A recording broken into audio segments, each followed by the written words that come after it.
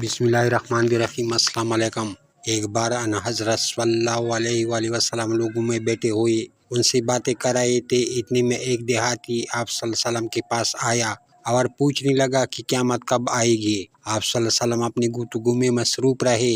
بعض لوگ جو مجلس میں تھے کہنے لگے آپ صلی اللہ علیہ وسلم نے دیہاتی کی بات سنی لیکن پسند نہیں کی، اور بعض کہنے لگے کہ نہیں، بلکہ آپ صلی اللہ علیہ وسلم نے اس کی بات سنی ہی نہیں۔ جب آپ صلی اللہ علیہ وسلم اپنی باتیں پوری کر چکے تو میں سمجھتا ہوں کہ آپ صلی اللہ علیہ وسلم نے یوں فرمایا، وہ قیامت کے بارے میں پوچھنے والا کہاں گیا؟ اس دیہاتی نے کہا، حضور میں موجود ہوں۔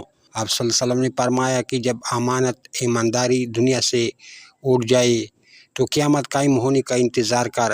اس نے کہا کہ ایمانداری اٹھنے کا کیا مطلب ہے؟ آپ صلی اللہ علیہ وسلم نے فرمایا کہ جب حکومت کے کاروبار نالائق لوگوں کو سونپ دی جائے تو قیامت کا انتظار کر۔